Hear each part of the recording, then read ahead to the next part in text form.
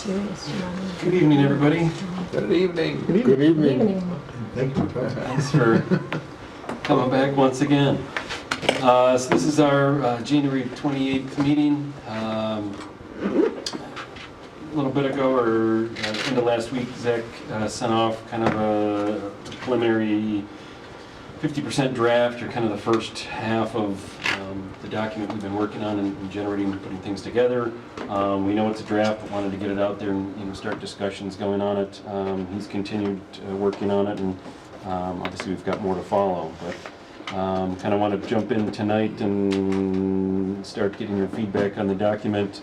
We know we've already seen some spelling things and some other grammar stuff. Obviously, formatting, cleanup, all that stuff will come. So tonight, if we can just focus kind of on the content, thoughts, feedback, other things we need to look for, and then obviously we've got more document to come. So that's kind of our open format.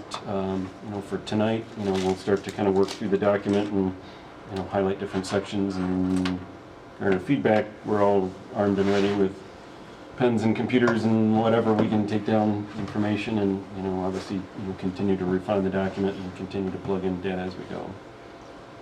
So. Is there any way you can make that a tad bigger on the screen? Oh, that's much better. Your wishes are command. That was easy. We got that one down. Which everything was that easy. So kind of as we said, this is an update to the 2010 document. So we're not looking at it as a wholehearted throw it out and restart. We're looking at it as an update to 2010 to update it. Some of the stuff that was not in the 2010 was the 2010 census. Unfortunately, that falls on the years, and that's one of our comments in here and recommendation is, unfortunately, the census is this year, won't come out for another year or two, and then kind of falls after the document's done. So that was one of our recommendations, is do we get on a 5-year block, kind of in the middle, so that way at least we've got the most recent census data in the document. We can work with that right from the start with the committee, and then complete it on a 2035 or whatever, and then get on the 10-year cycle. So that was one of our comments. So some of the data in the charts, may reference 2010. That's new data that is new compared to what we had in the 2010 document, which was referencing 2000. So, and then I know there's some updated documents from 2017. Yeah. There's like some census information. Yeah, so they've been doing the American Community Survey, which is a collection of data over 4 or 5 years now, so 2013 to 2017. So it gives a better picture, but it's still not quite as accurate as the 2020 census, where it'll be going to everyone. Instead, the American Community Survey is sent to different sections of the population every year. Mm-hmm. So it's never the entire community at one time, it's the entire community over bits and chunks. So that's kind of the data, just to kind of give a little reference on what we're working with. But if we want to kind of go page by page, if people have certain sections, Jim, you and I have been adding our notes and different things to supplement to it, we could go through those. But obviously, ultimately we're looking for your guys' feedback, thoughts on what and how, comments, concerns, issues, that type of stuff. So. I'd like to just go through page by page. Okay. Some of the pages aren't so dense. Sure. Starting on this page in the paragraph sustainability, a few things I think would be helpful to add or to specify. In the first sentence, you talk about the past 10 years, blah, blah, blah, renewable energy generation and sustainable practices to reduce pollution, but I would say to reduce or avoid pollution. Because we were also talking about carbon footprint as well as just pollution, so some different wording with that, but we've already got that as the notes. So some kind of better wording there that is more comprehensive and sort of more progressive thinking. Yep. Okay. He does talk about that on page, you haven't gotten there yet because we're not really looking at it, but I was thinking the same thing you were. I didn't see a lot. I mean, his summary was good, but then I started getting into what he's really talking about, and he is using the term footprint in several locations on page 70N, so that's what I was looking for. So we're not there yet. I mean, we only got the first we can tweak That's that. right. pages. But I was just looking for better Yeah. terminology as you were. Right. Yeah. Yeah, sort of our carbon footprint. Yeah. And also then, as it goes on, you talk about harnessing geothermal and wind, recycling of household items. I would add, you have green infrastructure solutions, but I think it's incumbent on us to mention adding green building practices, because that's not really infrastructure, that's really a sort of a legislative piece that we have to think about getting into place either through some combination of planning, zoning, town ordinances, conversation with builders, whatever. Yep. And then, because I really like when I'm reading something, especially, sometimes you just read a page of something on the internet, you pull a document apart. If, down here, right before you start talking about the town working with Tesla, it says, recently the town worked with Tesla. Could you just specify the year instead of saying recently? Yeah. Because then if somebody just kind of yanks this page out, they have a sense of, like, was it 2012, was it 2017, whatever. Yeah, I think it's ranged over, obviously, several years. It's Yeah. taken us to get that in place, but we can, But yeah, it's sort of. date of completion or something like that, or we can Yeah, pick or a- just 2000 blank to 2000, something like that. It makes it more clear to people. While we're on that, Tesla has like 100 different subsidiaries of Tesla. Do we know what the true name of the company was? Well, originally it was, I was getting Solar, it wasn't Solar Liberty, Solar City? Solar Liberty did the counting. Solar City was the one that we had, and then ultimately Tesla bought them out. So it is, Yeah. We should just need to Solar type City it was up the a group we little bit. worked with originally. So, last time we met, or the time before, we talked about ways of possibly regulating massive green energy projects, like we had the discussion if who wants to live next to a 500-acre solar farm. Right. Yeah, that gets into that little bit. Would that be where we would put a sentence in where you're talking about implementing the local laws to allow people, but it seems like we might want some language in there. I'm not sure what it would be in the last sentence. He jumps into a little bit further, and I can't remember which page I looked on, it does talk about Yeah, it setting up the goes into- legislation for it. Yeah. Parameters around this is kind of, say, the executive summary, but kind of the Right. preface into it, so. But it does get further into the document, we'll get into a sustainability section. But you're right, my Yeah. brother lived next to a piece of property in Russia that's probably 250 acres. The state just bought it and they're gonna put in 1,000 solar panels on the property. Well, they just lost one of the blades off of one of those windmills in Yeah, I saw Sanitary that Sewer. too, yeah. Yeah, I just wondered if that might be a place, I mean, I don't want to use a negative word like regulate, but manage. So, yeah, Well, regulate might be the right word, I don't know. yeah, but people think that's kind of, Nobody likes it until it's in their next to their house. Right.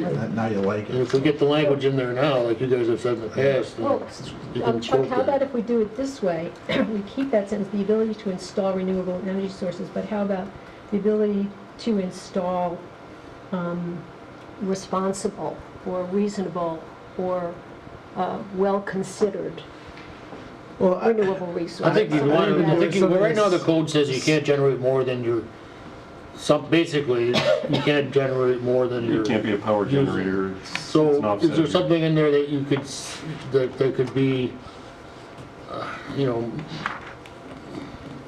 like maybe we want to try to set part of the town up for that to be allowed, but I think you want to be able to reference a document when everybody and their brother wants to put a windmill farm in their backyard. Right. It has to be sized and scaled accordingly to. You could reference a percentage of density per lot. Well, you gotta be careful about that because people will just add all the lots together and then they've got a gigantic percentage and you're stuck next door with a gigantic. And there is a lot of solar. pressure on these. But it depends what the Some solar percentage is farms. then. But this is just the executive summary, Yeah, too. that's I think we have to remember Yeah. that this is, But but it I is something to understand keep your in mind point, as you Chuck. move forward on the I mean, issue. you can just add the word, I think regulate wasn't a bad word, the ability to install and regulate renewable resources. Yeah, And think just regulate right there, at least it, you know, implies we're allowing them, but obviously we'll make sure we've got controls on them and. Without adversely impacting the areas in which they're proposed, something of that nature. Yeah. I like that. Get a wordsmith. Wordsmith or Word Jones, I don't know.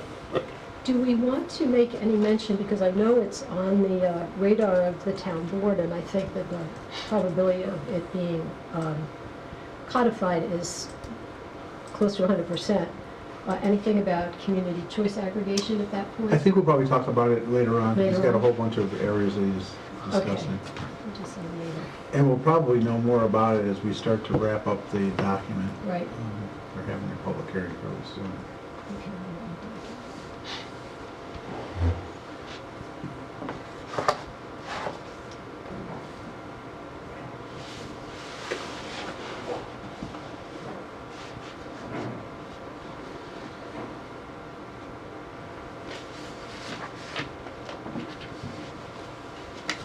Any other comments on page 4? I say if you have small grammatical stuff, whatever, we can just, you know, provide comment, you know, copies of your stuff, whatever. We'll kind of skip over the grammar and the spelling for tonight and go back to that, or formatting, or whatever else. We're just trying to make sure we kind of capture that content. He actually did do an updated version with all the spelling corrections, but unfortunately he's sick today, so we didn't get a chance to get access to those. I do have a general comment, and I don't know if anybody else read this the same way that I did on the fiscal responsibility. I think it's really important that as a group, we don't appear that we are governed by any particular political sort of ideology here. We are free of that in this group. Regardless of how we may be in our, you know, our lives outside of this group. And the wording of that paragraph just sort of made me feel a little funny. You got some recommendation you'd like to throw in? And I was sort of kept like plowing through, and I didn't do a recommendation, but I guess I would just encourage everybody to sort of read that one and see if it struck anybody, you know, either read it here or read it on your own. I think you can do better on the last sentence. And I mean, it's a reference, that could be taken as reference to Shadow Pines, where a lot of people felt that it was a financial drain to purchase their property, where a lot of other people thought it was a positive thing. Right. So I think in some cases you want it, you have to pay financially to get the land uses you want, and that's a decision that people want to be able to make. Not, What if you change drain to burden? I would want to say something like, make sure the land decisions result in the wishes of the town taxpayers. Well, it gets sticky too, because half the taxpayers want this, half want this, another half want this, and they want. But it's pretty common that, I that think- it's made to be voted on, so. Yeah, and I really think that what was trying to be said here was the fact that you gotta act fiscally responsible. You can't, I mean, you can't go out and buy, and I'm not even talking about land, but say you go out and buy 27 snowplows in 1 year. You just don't do that, you know? Well, who's gonna be the judge of what's fiscally responsible? The people you elect. Well, that's the town board at that given time. And if they're not A lot of fiscally people would argue that it responsible, then wasn't they won't be there. A lot of people argue that it wasn't fiscally responsible to purchase that, to bond that. No, to purchase 80% that did, though. land. When 80%, when 51% says it's okay, it's okay. That's the country we Well, live maybe in. that's something, right, but that's how I think you wanna say that land use decisions are determined. I wouldn't call for referendums every time No, you want but, to make a you know, as decision. we've talked about with zoning, the public opinion does not determine the zoning or the development of property. You know, just because the neighbors all come out and have a petition saying, we don't want X parcel developed, So why don't you make I mean, it fiscally responsible? that's not governed by, you know, this is not a majority rules on zoning, and there's, you know, legal ramifications to zoning, and I think what you're trying to say is that the town board's gonna operate in a fiscally responsible way with the land use decisions, and if they don't, they'll get voted out. Well, we won't say that we'll get voted out. And that's something- But you're right, they should be fiscally They should be responsible. acting in a fiscally That's responsible right. way. Yeah, that Right. the town should act. And I think the fiscally responsible way is on something as big as Shadow Yeah. Pines, as they said, we'll do a referendum, because there were people that were very vocal on both sides. And 80% of the people came out and said, yeah, we think that's a good expenditure of money, and it confirmed that what the town board wanted to do was appropriate. Yep, So that land use decisions are made in a fiscally responsible manner. yeah. Period. Thank you. That sort of fits it.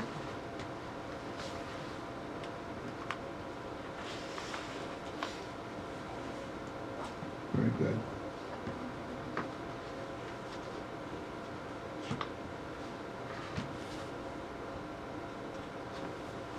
So explain to me the yellow implementation plans or items. What was I supposed to get from that? I don't know either. I saw that I almost this looked at that morning. and said that there was some kind of a list you were gonna generate for that. And it didn't seem appropriate for that to be I'm done. thinking they're just tags that And I Zach didn't know had whether just, that was a tag to reference something further on in the document. I think spots he had just to kind of come back to Okay, he had something more to flesh out as. okay.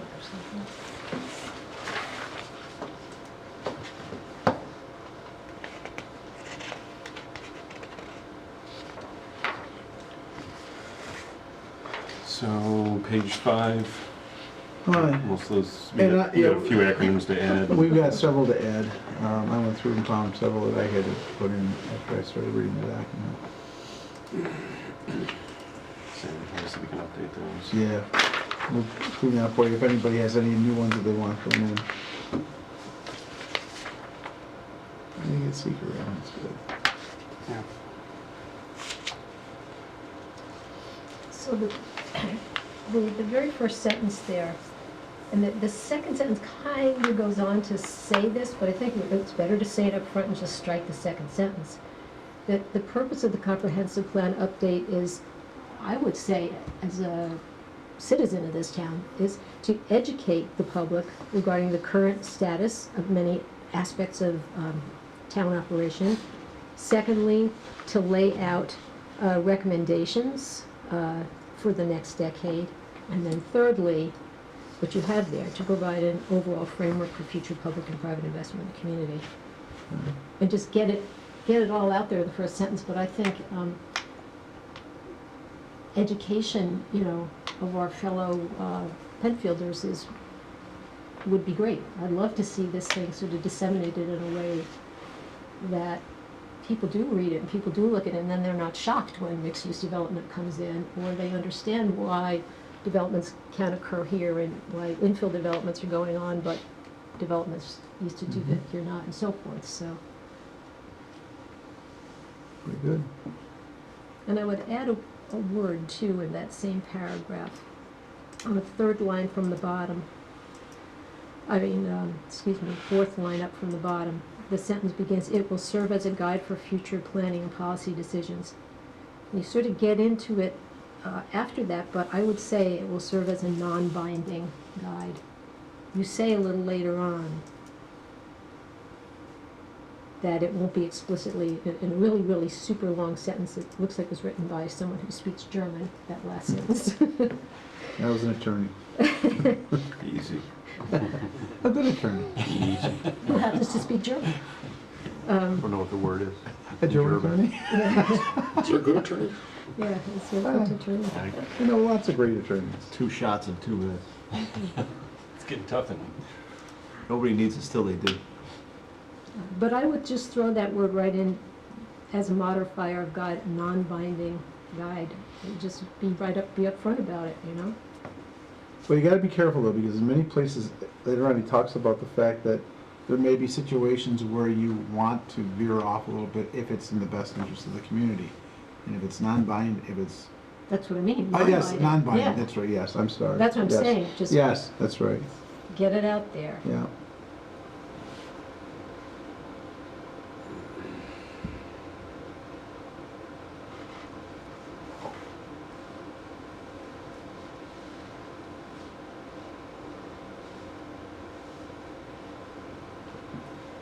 Any other comments, page 6? page 7.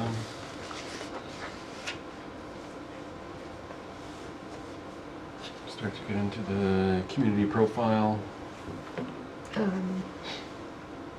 Just a question, on number 3, the shift in the housing market, where you say the demand for affordable blah, blah, blah, as well as for small lots and single-family detached homes, because in another place, I think we've seen both. pardon? We've seen both, single family and attached or whatever, or, you know, multi-residential. Yeah, but, okay, but Well, I think we have- where's that coming, like, where's that projection of the demand coming from? That's what I'm wondering about. Where are you getting that from? I think we've seen it from other, obviously from developers, other, Matt, who's the planner this year, you know, they're just seeing it as a market trend, you know, one across the country, and then obviously we've seen the demand ourselves as we get into, you know, senior housing, you know, attached senior housing, whether duplexes or townhouses. We've seen, you know, those snap up in a heartbeat, as well as obviously the smaller lot pieces. So I think we could add on the end of that is, you know, single-family detached homes as well as multi-family units or Okay. Yeah, no, I was just wondering, kind of wondering. In number 9, is that a place to add anything about bike paths We should along add with the bike paths to sidewalks? Yeah, we should have bike paths to know. Yep.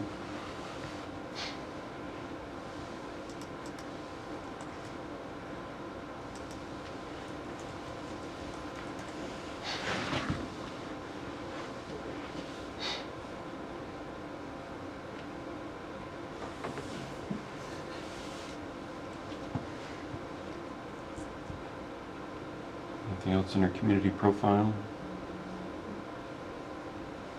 Community vision? I don't think you need a hyphen and grow up. Grow up, first sentence. Okay. No, 2 words. And then the next sentence, the town will be a community that is, I think the town will continue to be a community that has. Oh, there's some other typos. in Yeah, there, there's a too. million Yeah, of them, right, I yeah. just want to add them. I would ask, though, in number 2, we talk about diverse residential options for aging, growing, Yeah. young. We had the affordable housing group in We here. did. Do we want to add something, and people of modest means, for those of modest means, I mean, people who work in the service industries and stuff like that, do we want to add a phrase like that in there? Or a politically correct way to say that or Well, something? I'm torn because I agree with you 100%. I mean, you need to provide for that. The problem is, it's so darn expensive to buy property in this town and then to develop it. Well, Even- and I'll tell you the other- Penfield Square, we're seeing some affordable. Well, Penfield housing. Square is affordable housing, and they did come to us and asked for a pilot program, so they could even reduce the cost down. Mhm. But the town board said no, because we're the ones that pay for that, it's spread. And if everybody, and we've never done that because we have several housing projects where they ask for it. That doesn't mean they don't get it from other areas, because they'll also apply to the county, for instance. Sorta. And they'll go to, they'll go to a whole bunch of different places and get relief. But I think philosophically, the town is still concerned that we're not paying for everybody else's, because there's a profit involved. I mean, those people are making a profit, and it's not like if you just had somebody that needed housing, and you were going to be able to reduce their cost of housing and let them do it without somebody making a profit off of it. I think they'd probably say, yeah, let's do that. But it's a business, and now you're providing for something for a business that you're not providing for other developers as well. So they're trying to be fair about that. So it is, I mean, I think somewhere we're gonna have to address it. I mean, there is a group out there that's really strong, and they really want to get something done, but, you know, I think they're also, some of them are also realistic enough to know that it's not as easy as you think it's gonna happen. Even these ones down here that are gonna be, I say affordable, they're gonna be, they're They're more below affordable. market rate. Yeah. So. And you do have to, you can't make so much in order to live there, which is nice. But still, there's a lot going into that, you know, doesn't meet the eye in terms of how we would take care of lower income people. Well, what about just changing instead of young professionals, as the younger workers? Yeah, younger workers, younger workforce, something of that Yeah, nature. the younger workforce or something Yeah. like that. That would Yeah, help somewhat.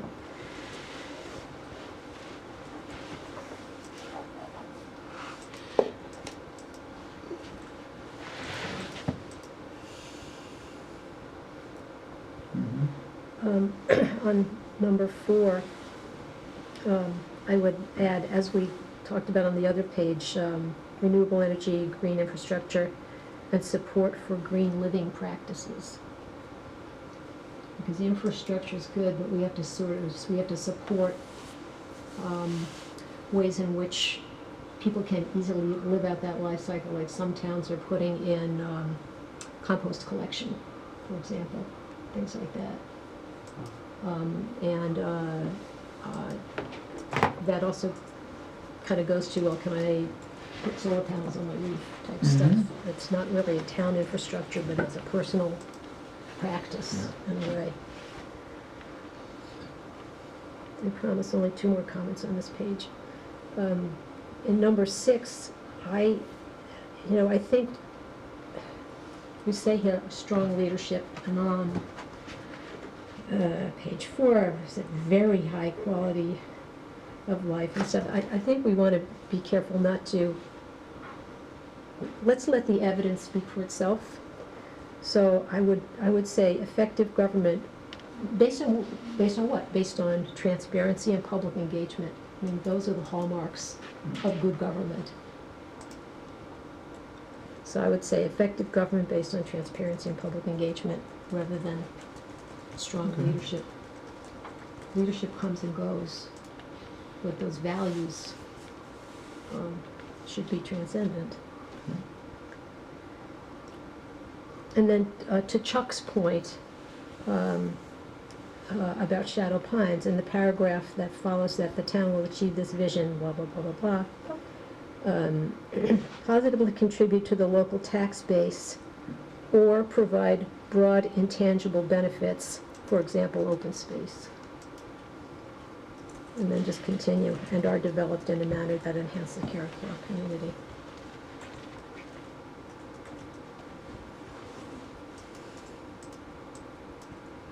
Because certainly in the short run, it doesn't contribute to the local taxes, but in the long run, it may well, if it helps to raise property values in the town, which it's been shown that substantial open space does in fact do that.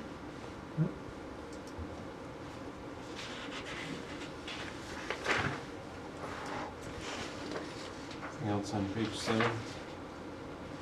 Minor stuff. Page 8, which is the end, or the latter half of land use policy statement. On the bottom of page 9, I have a question. On the last point on the page, it says the break-even value of housing in Penfield, or in the Penfield, so that would be in Penfield. yeah. We gotta check that number, because that's an old number. That's a carryover from the 2010 plan, I think it was in the 250. Yeah, I agree with you, we had a It's note to like check that, way yeah. higher than Yeah. that. I think this would also be a very reasonable place, especially given stuff that's developed here in the past, say, 5 years, is what the impact of all of the nonprofits, the non-taxable entities that we have in town, all the U of R stuff, U of R like healthcare stuff, the senior housing that isn't, that's nonprofit. We skipped a few pages, can you go back up to where we were? Yes.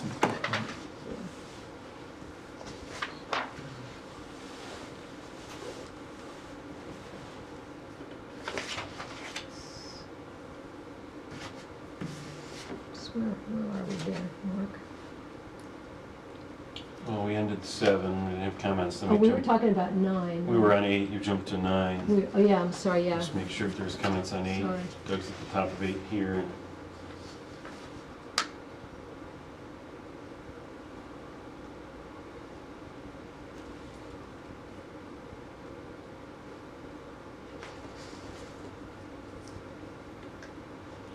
So you're looking for, Chuck? No, I didn't get a chance to read that, that's all. Okay. And I'm sorry, I didn't realize people had not seen it.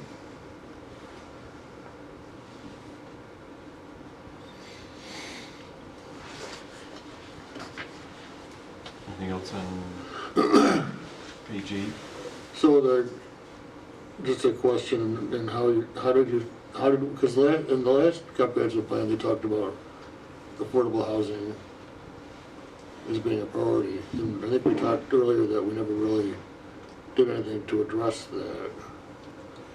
Well, And bringing it up again, and I don't see the mixed-use zoning as being a marketing tool for affordable You housing. don't see what is being marketable? Your new zoning district with the Mixed mixed use. use. Well, the first project does have affordable housing in it. Penfield. Affordable housing to me doesn't mean, how much are those units gonna sell for? Oh, they're not They're selling not it. selling, Well, they're right. rental units, but they're below market rate, so they are, I don't know the exact dollars, but they are below market rate, so they are affordable housing units. I think it depends, that's a pretty broad definition. Well, I mean, that's always is it right. affordable for a homeless Yeah. person, or is it affordable for somebody who's retired and is living on a fixed income of less than 30,000 a year or something of that? Right, I was gonna say, or earn I- 30,000 a year. Right, which I would say, That's affordable housing. and those are within those parameters? That's what home leasing does. They get you to. I know what they do, I'm just asking, is that what they're Well, I'm just, building? no, I'm just making a comment. What's your definition of affordable? Are you looking for somebody who makes nothing and housing them, or are you looking for somebody that makes up to $50,000 a year, or $40,000 a year, or $30,000 a year? Right, that's a question. Well, I I don't know the think, answer, so. I can't tell you exactly what the number is over there. It's pretty low. And for some reason, 30-something sticks in my mind, but it could be a Okay. little bit higher than that. I've had a couple people who are seniors who went over to see if they could live there, and they said, you can't because you make too much money. Okay. And I think that that's probably the vehicle that we have to work with to be able to do that more in that district. Because they can get the density to offset their development costs and make a modest profit doing it, versus having to go out and take a half acre, Yeah, development. again, maybe I was thinking more of Morgan's development project where that housing I don't think was, That's not low-income housing. Yeah. That is market rate housing. Right. There are people who will be paying a lot of money if it goes through. right. Maybe it's- And again, I think that is our one of our few opportunities to provide that. With the density, you can do, more lower rate affordable housing than you can, right now, a single-family home. We've talked to home builders recently, I don't think they can't build a house less than, what they say, 350?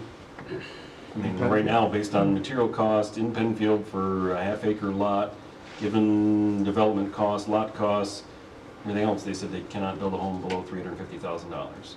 So, single-family homes, that's not affordable. So opportunities like mixed use, where you do have some higher density, they can, have some opportunities to lower some of those rental rates and some of those opportunities to provide more affordable living. I'll find out for you what that number is over at Penfield Square, just out of curiosity. Yeah, I think I was possibly getting it mixed up with Morgan's. Yeah, two different So, projects, yeah. I wasn't aware Maybe that, market rate. I wasn't aware that Penfield Place had, I thought it was gonna be the high rise there that's gonna be for the No, memory care facility and then it's all, different layers of. yeah, it's all affordable housing. Let's say there's independent living, it's like 176 units of independent living, which is the affordable, and then it's got assisted living and then memory care, so it's kind of set within the building.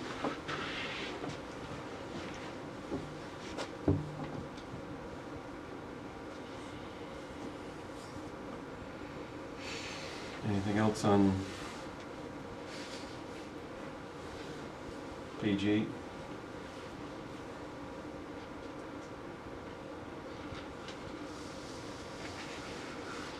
Page 9, property tax and land use. Donna, you had some comments, we got those. Yeah, If about, anything else, A, just the number on the break even, and B, mentioning the impact of all the nonprofits in the Yep. town. We'll talk to the assessor about that and see what's coming out of that. Anything else on page 9?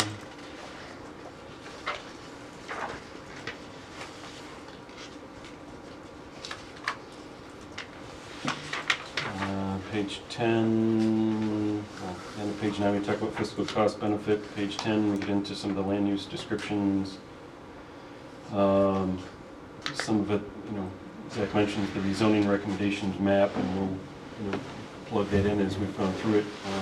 Since our last go-around, I think we've had 2 groups or 2 additional people that have requested rezonings, and I think we'll circle back to those on our the February 25th meeting. So we'll kind of keep those. We'll kind of keep moving with this, and then look back at some of those pieces. We'll update that map as we move along.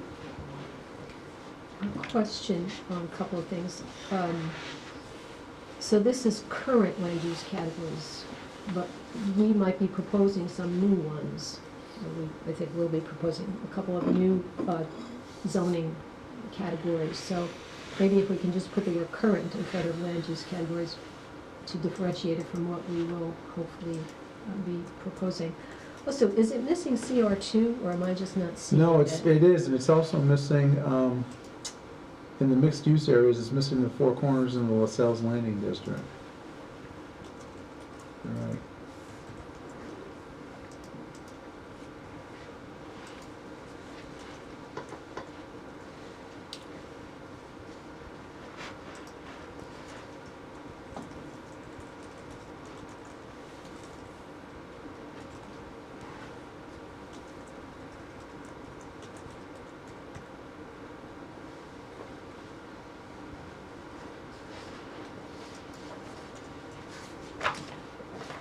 Anything else on page 10?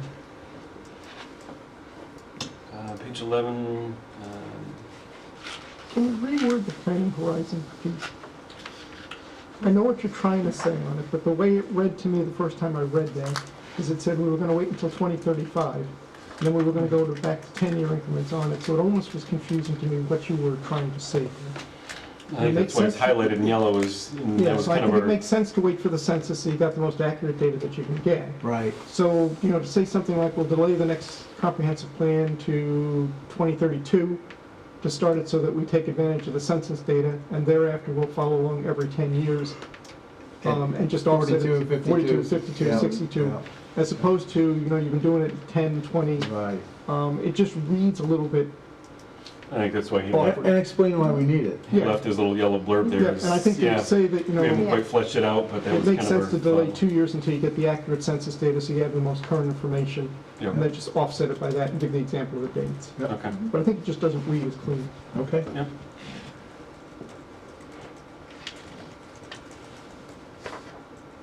Anything else on that page? I'm just going back to the first sentence that we changed on page 6 to make those sentences match. We Oh, yeah. talked about, The purpose. the purpose, Yep. education, recommendations, and then investment. It's kind of those 3 little sort of triumvirate of things.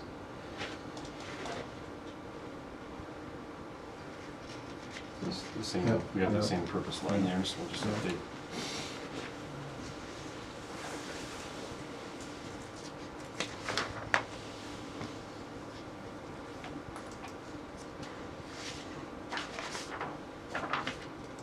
Anything else on page 11?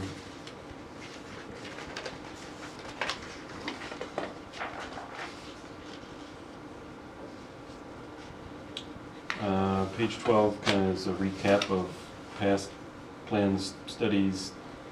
Yes, so on the line we Master talk plans. about for actions, decisions that deviate from strategies expressed in the plan. A sound argument and rationale must be presented. I assume that would have to be presented to the town board? For action sheet. I'm unsure who I would present to if I wanted to deviate from the plan. Yes, So I assume I want to put the town board. in. clarify that, yep. Yeah. But Mark, then you've got the exact same wording in the 3rd paragraph on the prior page. On page 11, the paragraph that starts with, "This plan articulates the vision." That's exactly what I said. Yeah. It Oh, I completely carried it over, duplicates yeah. the language, Yeah. so I would We'll, I think Harold's comment is we'll update correct, and then but just either put it in one place or the we'll other. omit it from the other section where it fits best. Yeah, but not both. Yep. Yep.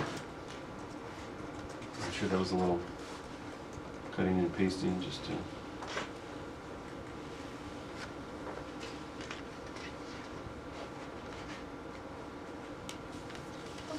Yeah.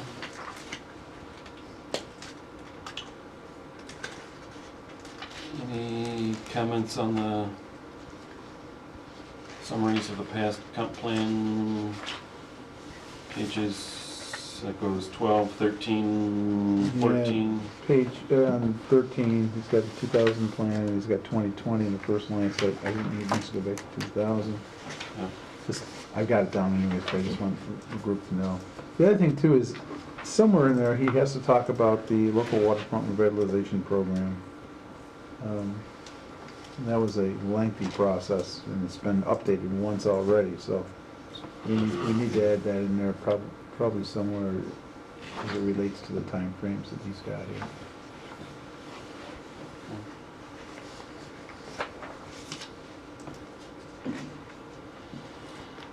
So we're at 15, and we talk about transition to transportation, talk about corridor studies, traffic studies. And do you 250 want- corridor study. Talk about the work that you've done on 250 to get the traffic off at 250 and trying to connect all of the businesses with.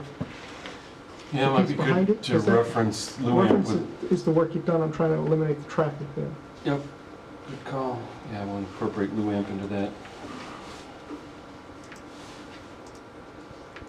And then we've kind of, that was the impetus that Luamp originally kind of fell under that 254-41 area, and then the most update of our code, we've kind of expanded some of those things. Before we gave you credits for under parking count, we have minimum standards.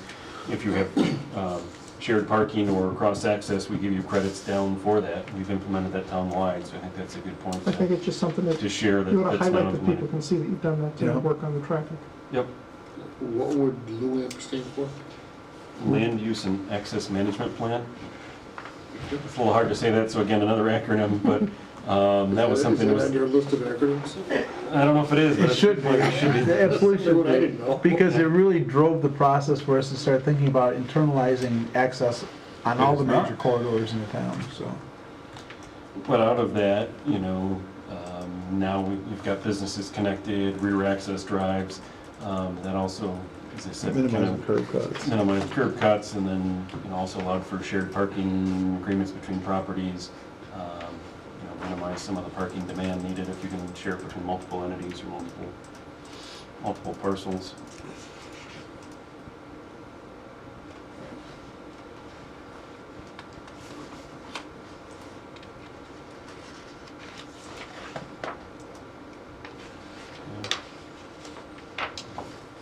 Um, 16, talks about other planning efforts. Is that where you want LWRP incorporated? I don't know, we have to look at the chronology as to what we did with all these studies, and it's incorporated into the traffic chronology. Okay. 17 continues through other planning efforts, park and rec master plans, economic development action plans, bicycle master plan, and then into the mixed-use development manual, and then on page 18 referencing the Shadow Pines Community Advisory Report, and quite a section on that, and then referencing the rec, 2019 rec master plan.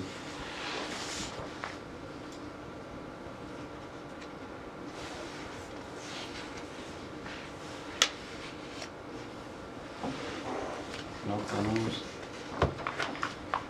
Then we jump into page 20, back into talking about the community profile.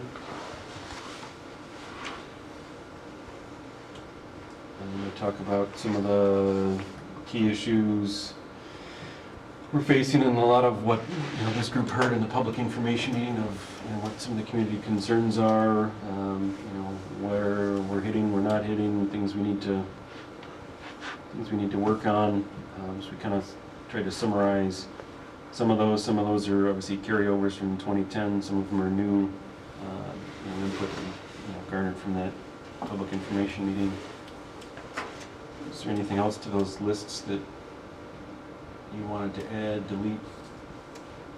Well, we talked about sustainability. Is that supposed to be a subset of one of the? I mean, it doesn't have to be in a strength or weakness. I mean, it'll be in a later category, but we can I put it was as up a... above that. I was up above? that Yeah, we can add that as a... profile. We can add that as either a subset of a section, or we can add it as its own. I think it deserves its own, So I'll just temporarily put to 8 as sustainability. We can rework the order if that makes more sense.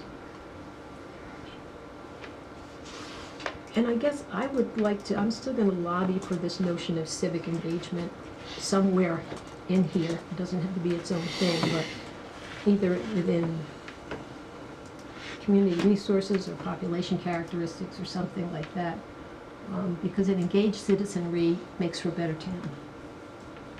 And I think that we have some statistical data we can go to that shows how engaged people are in at least certain rough parameters. What percentage of the population came out and voted in the Shadow Pines referendum, what percentage of people come out and vote in various town elections compared to national elections. Just the number of people that get on these committees as Well, volunteers. how many committees do we have of Have a ton the of citizenry? How many? I think we have over 100 people on committees in this town. So something like that, and then, include in a section like that. Do you want to make that 9, or do you want to incorporate it into like a strength or See, maybe an opportunity? I'm thinking under community resources. I think it can be a section under that. Yeah, and we can have that be, Community resources, civic engagement is part of the community resources section. yeah, and we can make it be a part of that. France public vote should requirements.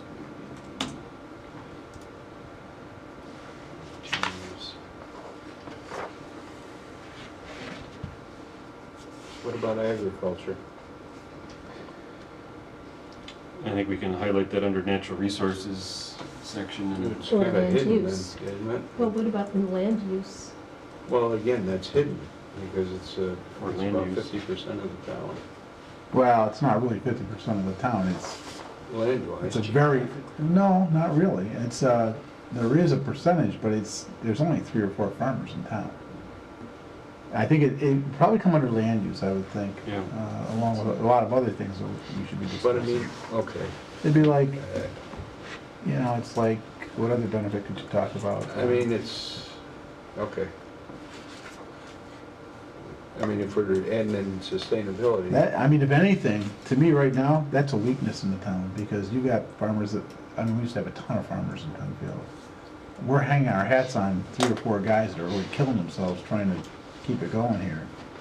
And I don't think their kids have got a lot of interest in doing it after they're done, so I'm getting a little nervous. Maybe if you're gonna talk about something in agriculture, that's what you might talk about. Well, I mean, but, okay. We're gonna be losing agricultural activities as these guys get older. So I think But it's still part of the community profile, though. it is, It's but still I part of think, the, Roland, I think it's important enough that it should be not just in land use, but it should be in economic base. Because Just out of what curiosity. Jim said and what Heidi said at one of the meetings, like if Dave Woodward closes his doors based on all the property that he rents from other farmers as well as what he owns, game over. It So could I go would back to say fallow land. economic base as well as land use, because it is so important. Yeah, let me see it here.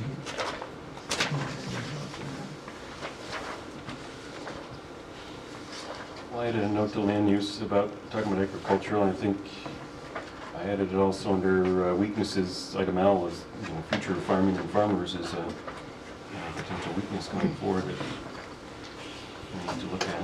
It's our strength since we've had it, but I think it's gonna become a weakness Yeah. as time goes on here.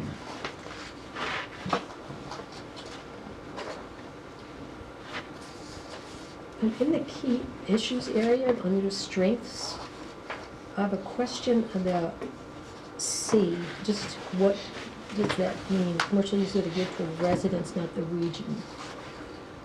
Like I mean, I small think that's businesses? small businesses and hair salons, other stuff that, it's not, we're not a We don't have a marketplace mall, sorry, Roland, but we're not a marketplace mall, we're not a regional center for commercial sales, but we've got, local stuff that serves our residences, so I think on that end, we're a strength, and we're not a declining market of trying to draw in people from out of town to shop here. So do we maybe just want to clarify that then? Something, like, Local Lo- businesses. yeah, local businesses geared toward residents, rather than large regional players. Yep. Or rather than large regional retailers, or something like that. Yeah, I don't think it's any more big box development here.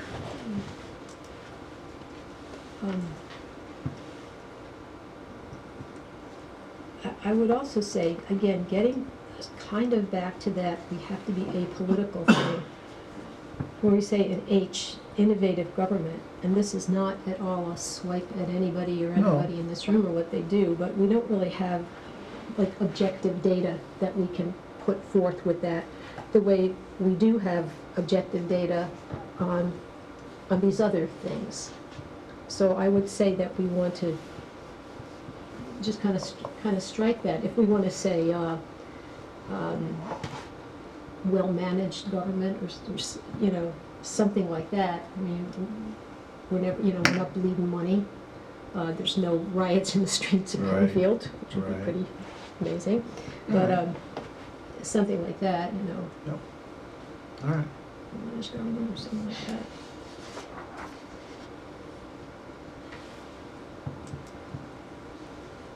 And although I know we weren't talking about typos, there's a fairly funny one in E, abundance of parks, open space, and trials. Yeah, I saw Yeah, And I that. think, put that one in for you. Yeah. We do have trials. Yeah, so, We have a trial and a trail Cases. sometimes. yeah. Trial on trails. All right.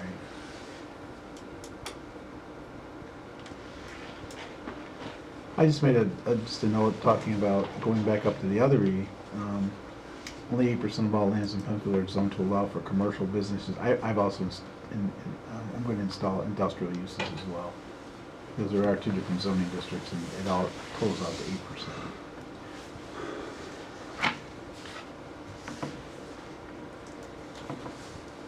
I went through the rest. There's a section in agriculture that he hasn't played with yet, so we'll get to that when he gets back.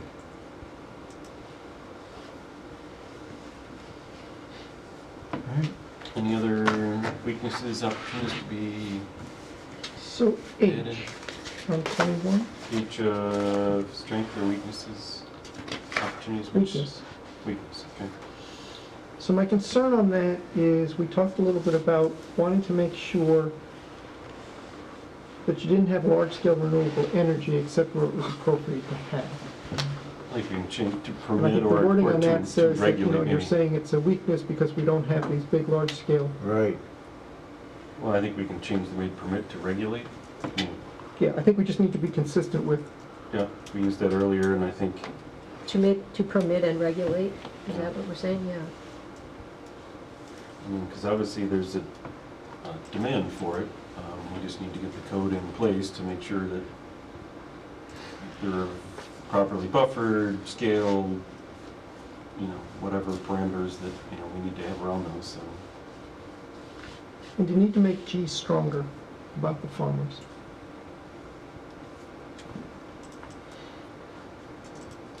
It's And kind if of you read weird. that, It's kind of weird, yeah. you may think that there are, like 30 active farmers in Penfield.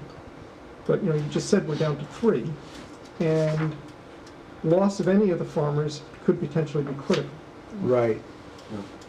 And somehow it seems to me we're going to word that such that we say that we have such a minimal number of active farmers that loss of any of those aging out or deciding they don't want to do it anymore will be critical to us.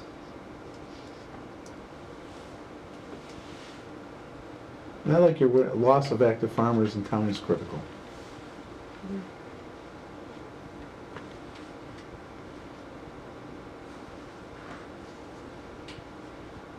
We'll work on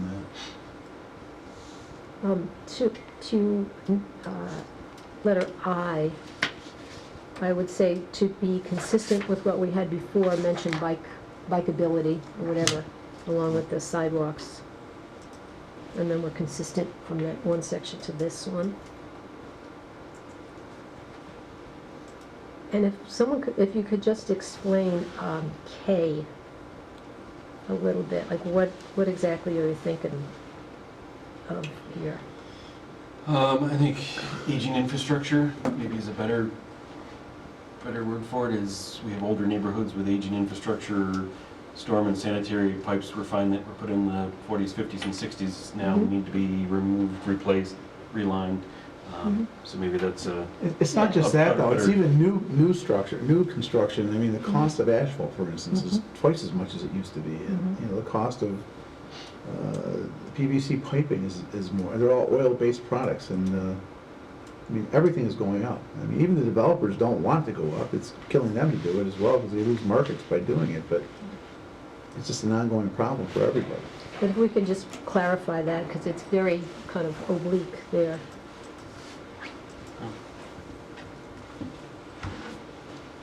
Kind of just say what you guys just said.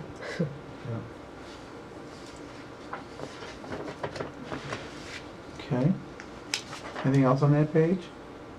Opportunities and... On F, improve the appearance of Four Corners area.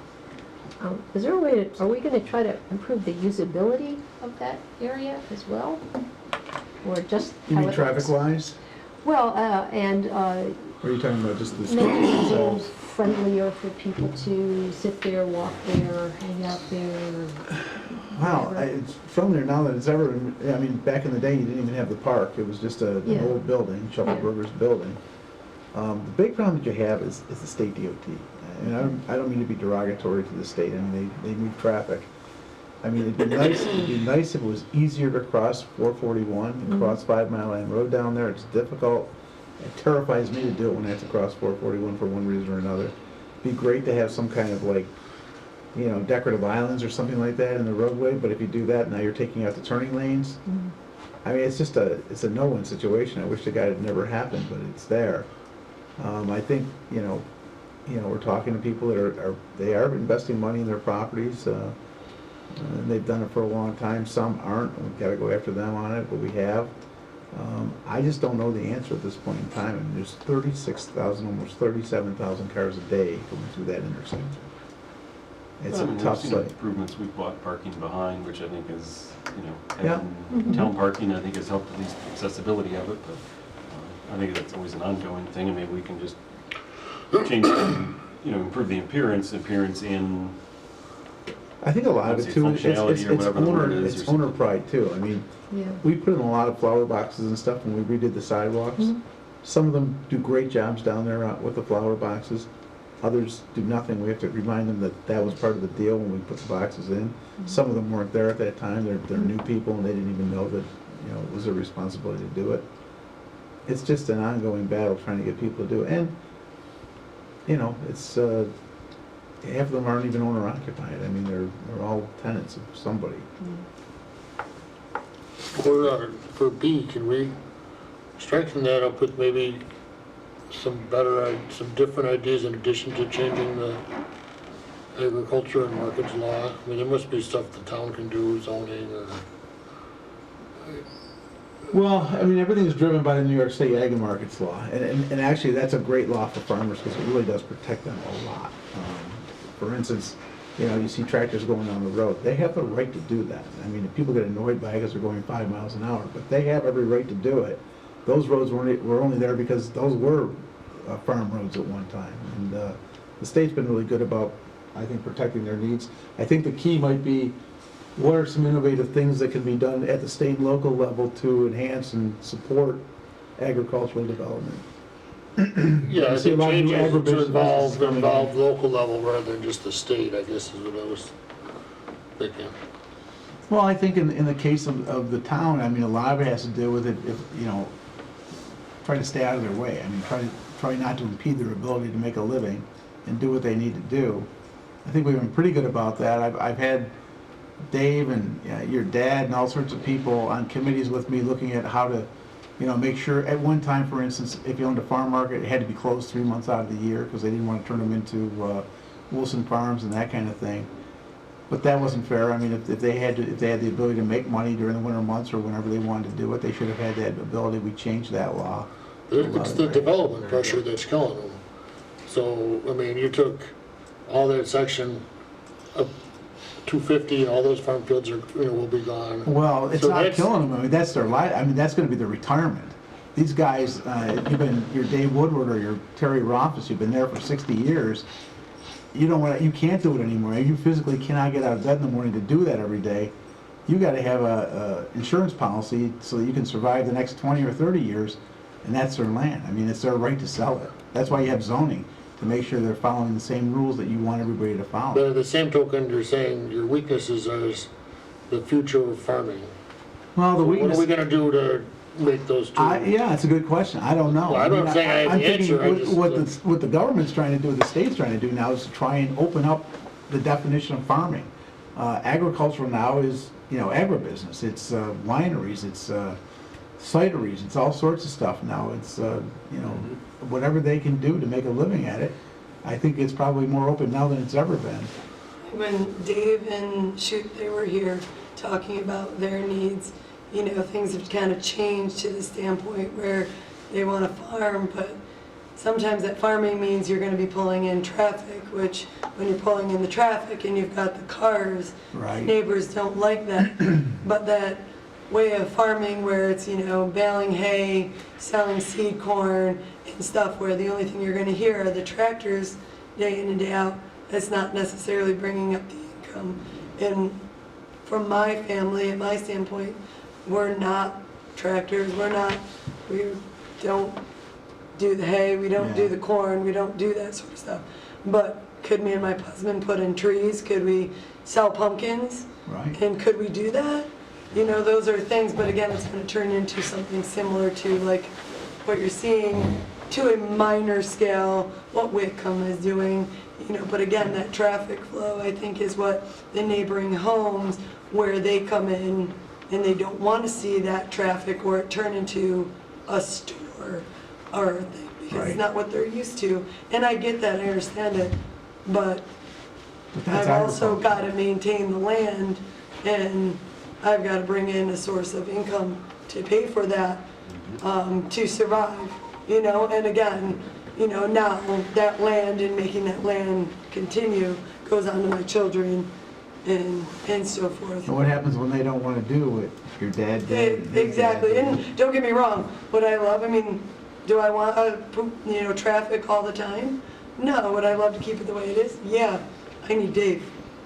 I need Dave Yeah. to maintain it and man it. Several and, people need Dave. you know, my husband to retire from teaching and be a straight up farmer, you know? Yeah. But again, You know, then I and- need the horse people to buy the hay, so it's like this trickle down. Absolutely, and then one of the big problems is, you know, that I see for like you guys is the zoning, because at one time it was all half acre. I mean, if you or Dave wanted to split off maybe 50 acres out of 200 or wherever you have, or 500, you could do that and sell that off and probably never have to sell off any more land the rest of your life, because you have that, you know, you have that subdivision that pays for your needs. You guys are all in a 2-acre zoning district now with no sanitary sewers, no accessibility to them. Yeah. I mean, you don't even have that ability to sell off enough land to make it worth your effort to develop it. And you No, can't even in and your our case. land in particular was That's right. divided amongst all of us children, which means I've got land, But you can't do anything with I it. don't have a farm, I don't have a barn. Right. So my husband gets a barn, what happens if my younger brother decides to get rid of the barn? Right. You know what I mean? Like, so they're, like, right now, we're all tight, but as the generations go on and go on, where it gets trickled in that tight-knit family or You're those just stuck with a piece connections. of property that eventually somebody's gonna say, I'm not paying the taxes on this anymore. Exactly. Let it go for 3 years, and then all of a sudden the county of Monroe owns it. And I don't know how much land the county of Monroe can afford to hold on to without doing something positive with it, so. Yeah, you're right on target. I mean, I think, So it sounds like You get there's back to your more comment, things though. that we could identify that we could do to help people like Heidi, other than just changing the New York State agriculture and markets law, which was what I was trying to get to. It's just strengthen that sentence a little bit with some other options. And Yeah. I don't claim to know the yeah, options. no, you're absolutely right. And I think one of the comments would be to, assist farmers in their ability to continue on and not hamper their ability to do what they need to do through regulation or whatever the case may But be. again, from our perspective, the biggest thing that we see hampering farming is selling off and developing it. So because that's pretty much a final decision. You're not going to get that. Well, like yeah, and in that. this case, it's not gonna be the problem out there because they just have no access to sewers. But eventually, we're not looking at this plan for tomorrow. We're looking now up to 15 years from now. Well, I've been here 40 years and I've been waiting for them to move a little bit eastward and they're not doing it. Well, I think the There's biggest just thing nothing is there. keep the zoning, the acreage that it is. Right, but I keep just it wonder if 2 that acres. kind of some kind of language surrounding that could be included in that be. I think there are things that you could do with the town ordinance to, work with the farmers. I mean, you gotta work with them to know what their needs are. If you don't interact with them, you don't know what their needs are. But I think that there are things that the ordinance could accommodate for them. So could we word that in regarding local ordinance? Yeah, and I Code think, ordinance? I think, No, well, it just says local. well, local local and what? market for ordinances, okay. It's yeah, kinda- yeah.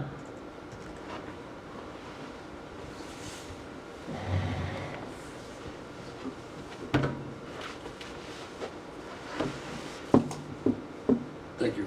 You're welcome. What else?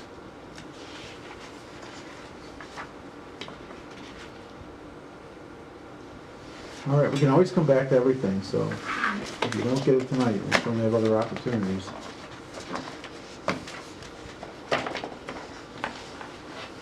You're up. Page 22, we kind of just get into population growth. Doug and Zach have been working on pulling up new charts and new information just to kind of show projections of population growth through these. So, these are kind of just data reference again. It's through the 2010 census, which is new since we only have the 2000 census data in 2010 plan, but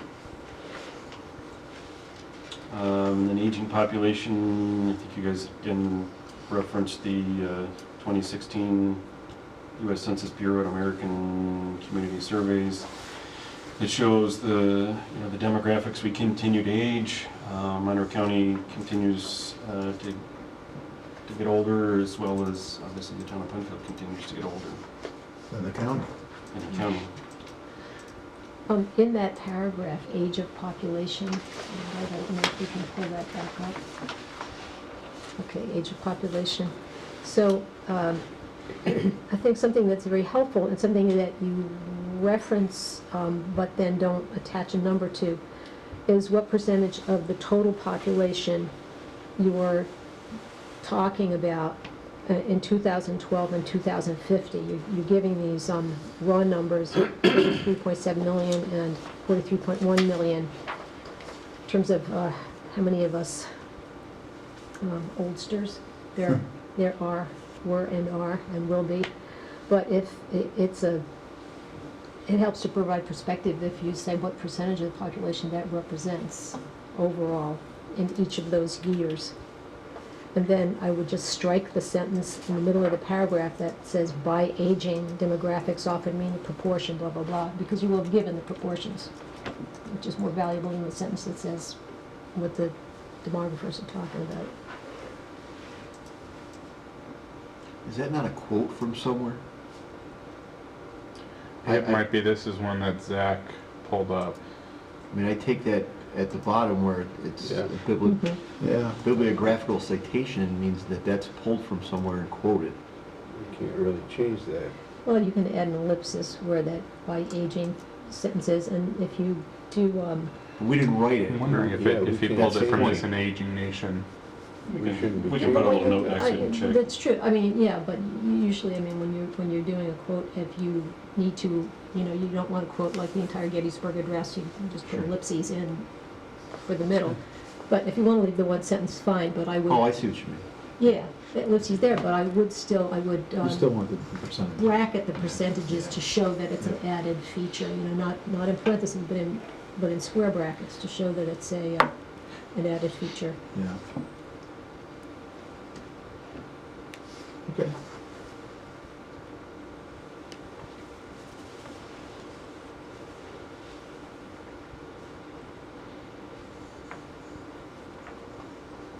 '24, okay, I had one note, you know, we want to highlight some of what we're trying to hit as you get onto the second to last paragraph. We can see that 20 to 34-year-olds are only 12% of the population in the town. We want to add some sort of reference that obviously we're trying to target younger workers, as we kind of said in the earlier sections, that either is young professionals, or we changed it to a younger workforce. So if we can, you know, maybe enhance or just kind of add some more stuff, you know, shows part of our justification is that obviously we're underserving that segment of our population. Also, you say a notable exception, but it's not clear what the exception refers to because it's so buried. I've been cleaning up language in that. Yeah, So in the previous censuses, in general, the under 5, 5 to 19, 20 to 34, and 35 to 54 have all been decreasing. Yeah, And the only two increasing sort of age groups in the town were the 55 to 64 and the 65 plus. The data that suggests in the ACS is that the now, and I've edited it more, so the newer document says the under 5s and the 20 to 34 are a notable exception because those two were actually seeing an uptick in growth. yeah, okay, yeah, just kind of the But why it was an exception. got a little this bit was lost sort in of the a sauce, half edited, so it's Gotcha. I think we just need a little more clarification on that section to. I would also say in the paragraph that says the second largest age group is the 34 to 50 years old, the last sentence there says they are the most productive group in the workplace and the least likely to move. So maybe a little definition around what productive means, highest earn, or they're in their highest earning years, Yeah, or that's something like probably, that. that's probably what it meant. Yeah, so maybe we want to put that in.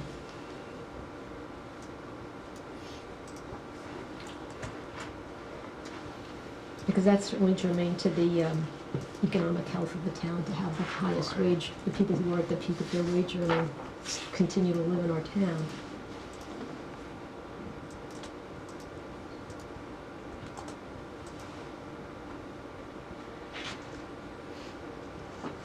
Good.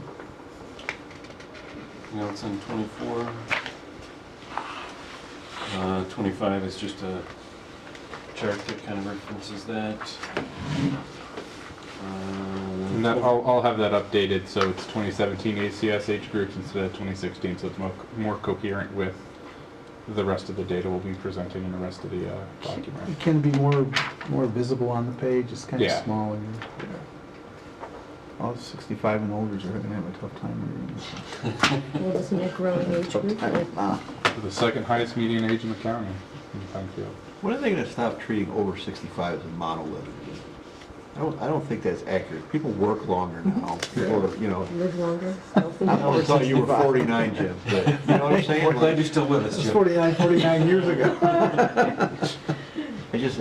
Demographically, It's I true, don't think it. but it is. I don't think it's There's a revealing. lot of people working Yeah. in their 60s and 70s. I don't think But we're changing, I mean, even Social Security's changing the rules, making that 65 is no longer this obtainable That's right. piece where everybody's done Well, working. maybe this next Well, census, a lot of hopefully they'll people, reflect I still that. like Live in working. I France. mean, I don't want my world to go from here to here, you know? Yeah. I still enjoy it. I wouldn't see any of you people if I didn't work. Well, hopefully the new census is a better reflection of that, or, you know, breaks it down a little bit further. Doubtful. I'd still come over, Jim. Regardless. Maybe you could take a I'm farm. gonna have to move. He's gonna be a farmer Become a again. farmer, that's right. All right. I would just just also make one general comment about this sheet of 24 through the very first paragraph of 26. It's kind of redundant, that first paragraph, certainly on 26, with everything that was already said about the age of the population. And I'm trying to not take it personally that you keep talking about old people, but I mean, I think the point was well made on the prior page. And I think it would be valuable in the second paragraph, though, to explain a little bit more of why you were talking about the 210 comprehensive plan and 210 census data. I mean, is it because we sort of guessed wrong? Or that, you know, in putting the 2010 comprehensive plan, the guesses were way off based on what the census I think we went ultimately back after showed? though, didn't we, Doug? Did we not go back afterwards and update? Yeah, we've done some updates to the 2010 comprehensive plan to include the 2010 census data. It could be that projections that we did make incorrect projections, and that we're just pointing that out now as like note the downtick in 2010 and the uptick in 2017. Yeah. We could maybe suggest that it was more delayed than we expected it to be. Well, that's good, though. I mean, just Because I think just we to were say sort of why looking it's there, forward yeah. towards as the town continues to age, there will be a transition point where some of that does start to transition itself from older, you know, the older generation to the younger generation, and It's a good reinforcing point. I mean, you can throw a sentence in there Yeah. too. It's a good And- reinforcing point for why you're gonna delay the next comprehensive Yeah. plan. So Yeah. you're not caught in this bind again, Yeah. you know? yeah, because the ACS data, it's good, but it's not quite as accurate. Right. as And is the everybody 3 comfortable with that recommendation? Of Yes. pumping it out a The few more 12 years. years? Absolutely.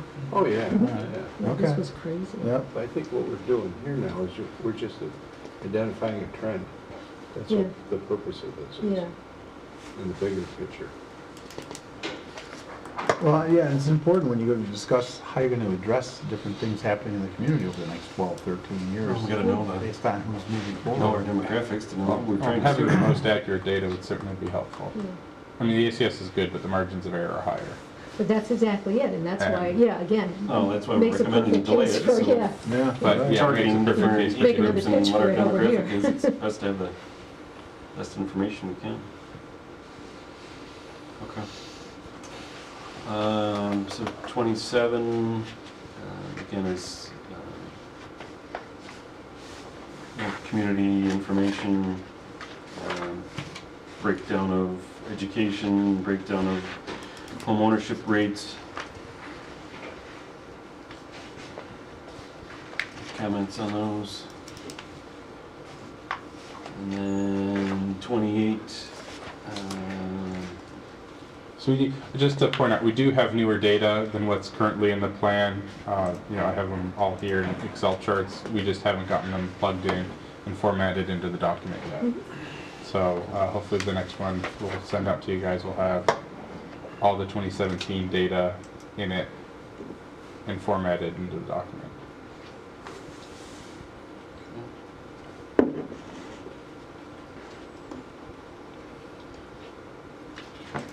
Yeah, I might have it.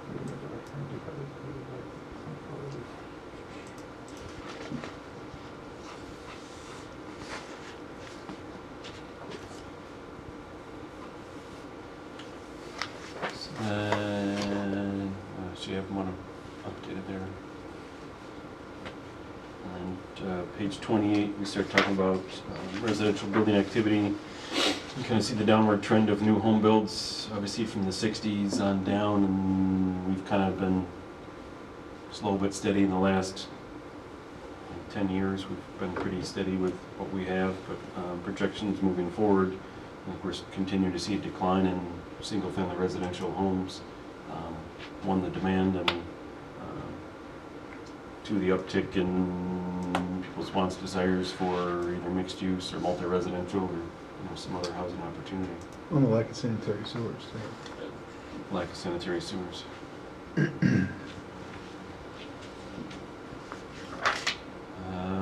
Page 29 gets into talking about property values. I think you had an updated table. I don't have an updated table from that. It's the comptrollers, getting data from the comptrollers at Penny. Okay. I think we need to clarify, are these the reported actuals and adjusted, or those based on assessed value or market value? I don't know how they did this original one.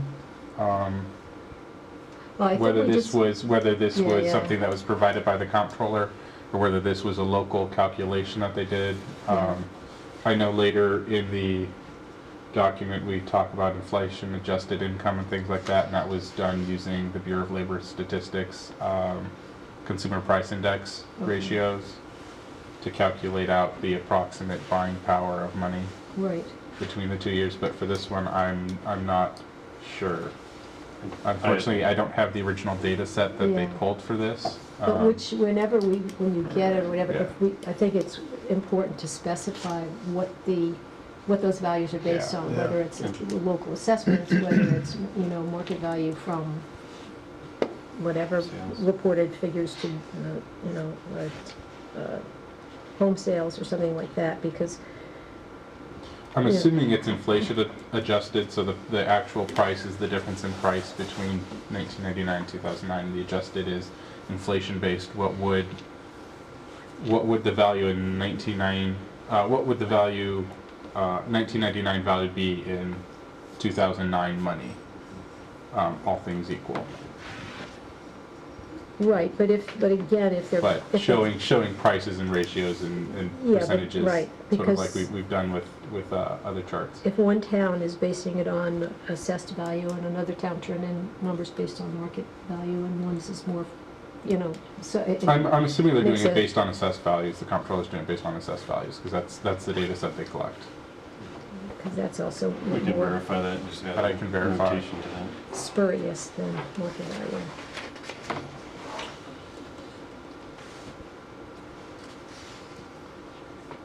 And then page 30, home prices. Yes, we all updated. That needs to be updated as well. Yeah, I've got that here. If anyone is interested.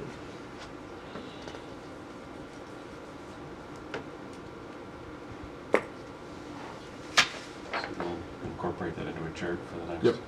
Yeah. table.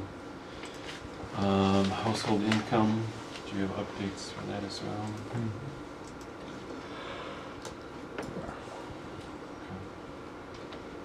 So we can plug those in. Yeah, Penfield for the past, Update. like, since at least 1990 has been the 5th highest median income in Monroe County among the towns. Employment by industry, I don't know if we have any. Oh, we've got an updated table for that. The largest changes, Do groupings come from the census? yes. Because the groupings don't make sense. Yeah, the groupings come from the census. They Yeah, put a bunch of broad, I Yeah, thought I updated putting this in the professional, document. scientific, and They may not be management, updated this one because I still have this document open upstairs on my computer.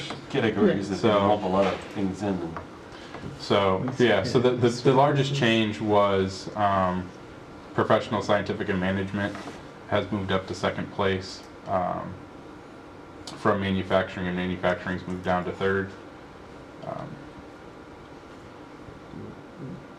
It largely clarifies data that we already have that shows that Penfield tends to be highly educated.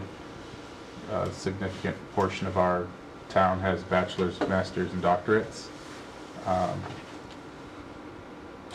It's like 70% have at least a bachelor's degree in Penfield, so that's the largest change we noticed on the employment by industry. But the industry categories are largely, those are census made, so I don't know why they collect it that way, but they do. then place of work, on the next page I assume the red line is Penfield. Yeah, I don't know where they got this data set either. They clarified it's from the census, but I haven't been able to accurately replicate their data through census data to this one, so Check on this one. I'll be checking on that one.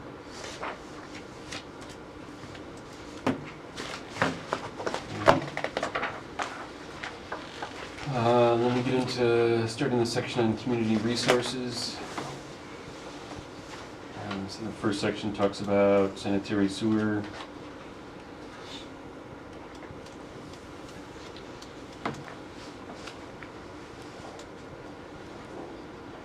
And then we jump into the drainage and storm sewer summary. So it's basically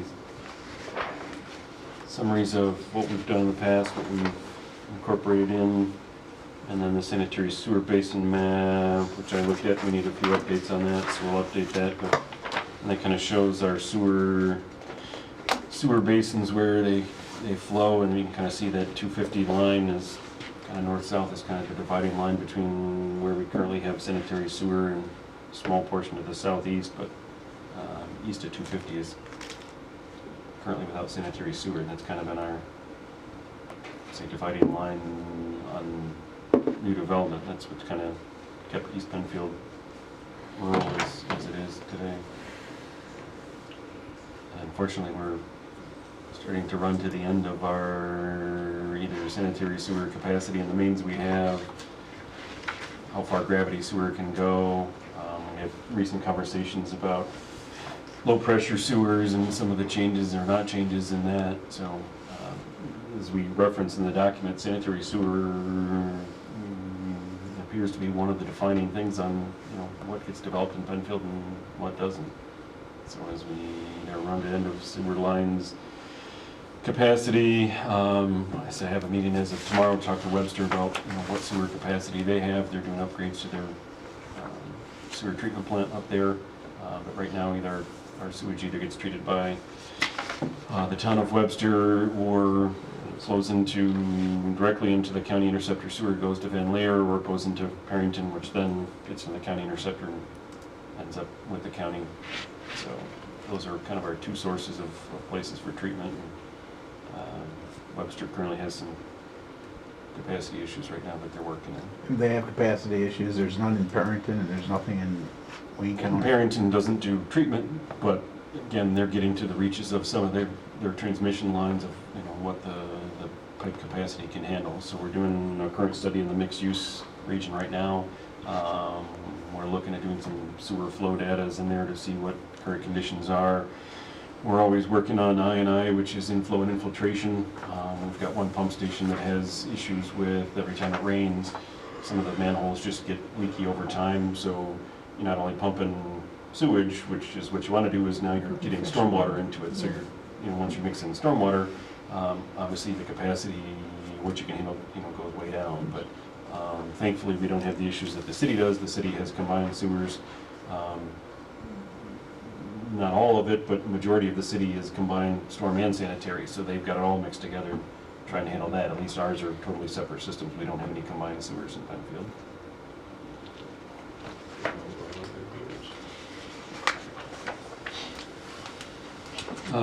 Page 36,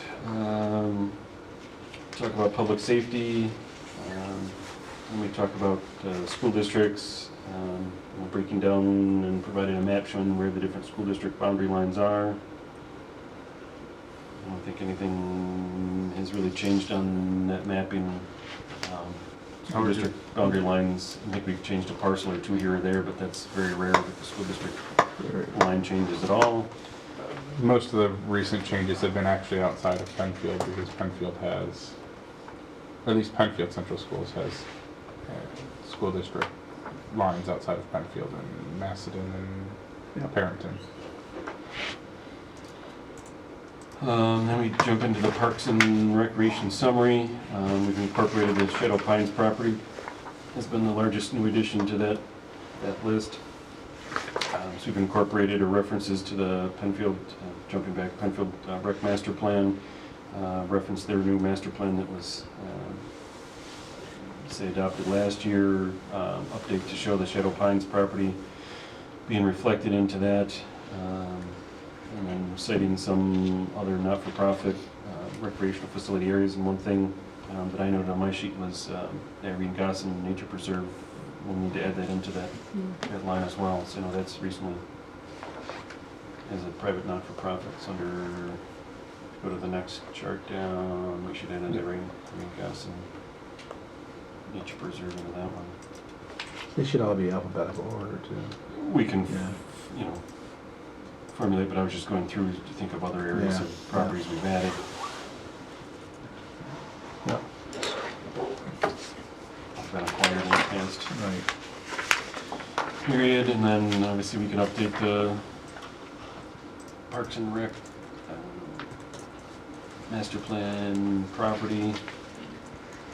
And obviously we've got a large section on the Shadow Ponds referendum, and then the acquisition of that property. And Jim, I thought you had some notes on references to the Clark House and. Yeah, we're just gonna put in the processes fact that with we've developed RFPs for the Clark House, and then also we developed the RFP for the conceptual master plan for the site, which is moving along fairly quickly. We should probably have something for you fairly soon to show you what's going on there. Showing by the next meeting, I would think. Your historic resources, have we updated that list to add in the Forester property? Should that be No, added it's to that not list? in there yet. I know he was working at, oh no, he did. It's the Ross Farmhouse. Ross Number Farmhouse. 22. I've added the map, but it's not on this map that's in the document yet. Okay. Any other newly designated historic That's it. buildings? Then we'll Everything update else is on. this map on 40. Yep. 41, we give basically a summary of our transportation network. Talk about arterial roads, principal arterials, collectors, local roads. I did have a reference somewhere in the first paragraph. I think we need to add in, we own a majority, not a majority, but a significant portion of the roads as well. So we need to incorporate kind of Penfield into that first paragraph.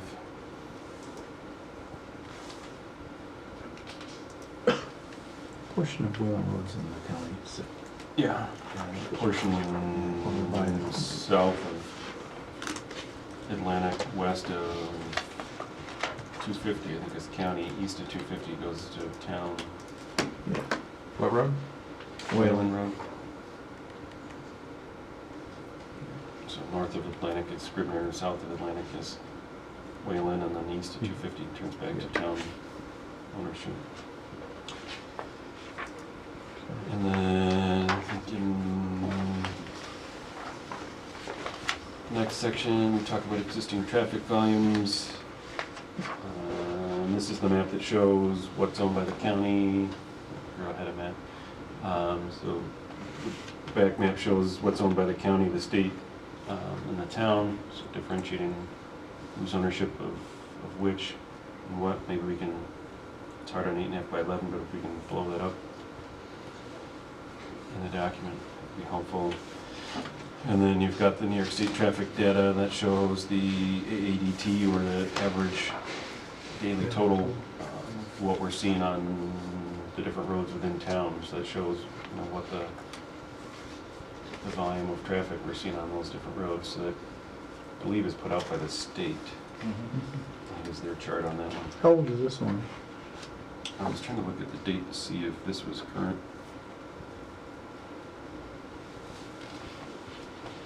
We can check with the state and get an update on this one. Or probably GTC is a good source for that. Yeah, the quality of their mapping is gonna be a little bit better than when you pull off their website.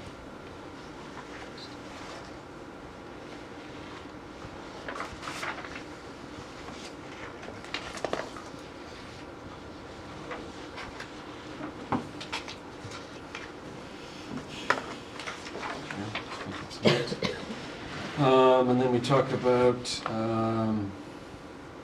some references to highway capacity.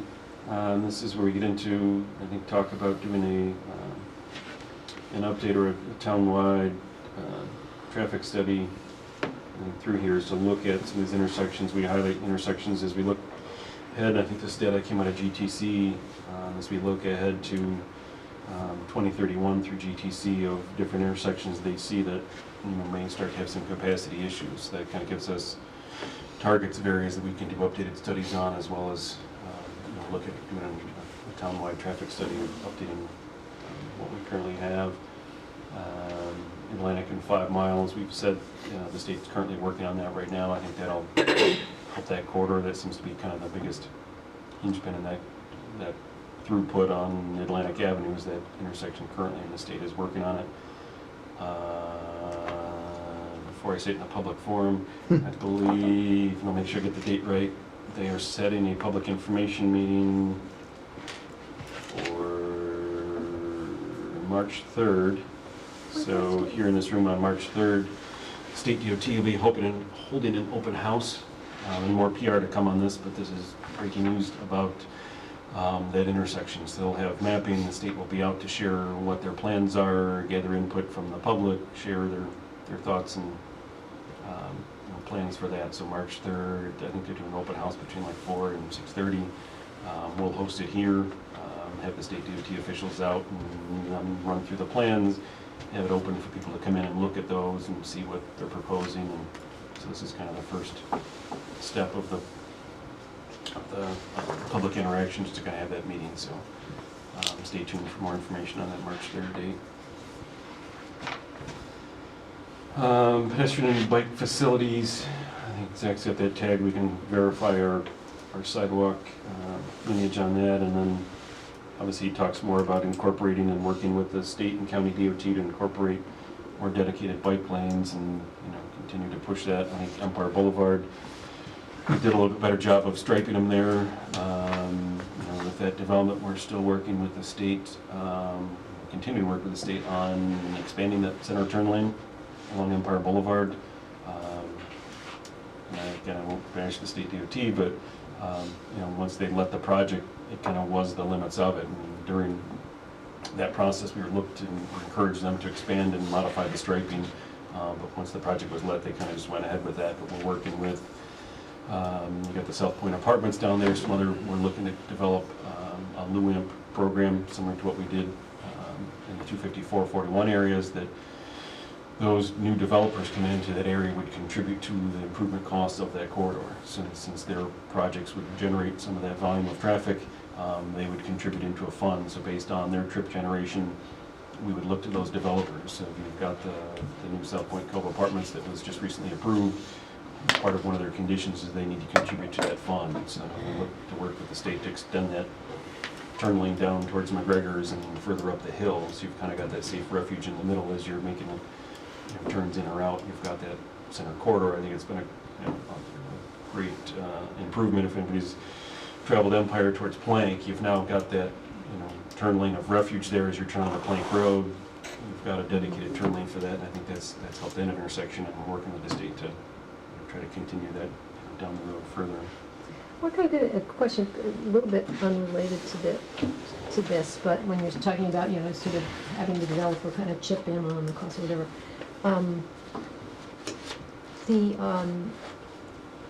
the stress that the Dolomite trucks put on the roads on Wayland. I mean, sometimes you're at in one of the intersection of Wayland and. Remember a few years back? It's like ripples and dips. Do they have to pay They don't. something? They don't. We've always thought that they should, Unfortunately, no. but they don't, and the county was responsible for having to go in and repair that. Well, you're seeing that on Atlantic Avenue here. Yeah. And they haul a lot of stone out of Walworth, and Mhm. as you drive past the gun club, the town hall, and on down, Atlantic Avenue's taken quite a beating on that. If you're in the westbound Yeah. lane, that side, we've shared with the DOT. I mean, unfortunately, we've seen more people that are driving in the oncoming lane, because if no one's coming, People you don't want screw up, your wheel to kind of go into that rut. You kind of pull out, and you're either straddling the center line. So For everybody going home tonight heading west, when you get past Jackson Road and start dipping down into that little valley there, just beyond it, be very, very careful. There's a gigantic hole up there right now. I saw it tonight on my way home. be very, we're calling the state DOT tomorrow morning to see what they're gonna do. But they did fill it once and now it's all come back. Is there any kind of any sort of way to legislate that they would need to, that users who put this on the road It's, need to? It's their right of use of the road. I mean, it's not a toll road, and as a result, they have the right of use. But you're right, they do beat up our roads pretty good out here, no question about it. Just as we're, let's say wrapping up ahead for tonight, we do jump into transit service for RGRTA or RTS. I get confused on which one they are at the moment. They are thinking about modifying their route system to be more of a wheel type situation where you can come around and then pick up. If you want to go to Webster, you can ride to Webster and go to Fairport. I don't know where they are on that yet. We probably should find that out before too much longer, but it may change dramatically over the next couple of years as to what they're going to be doing versus what they're doing now.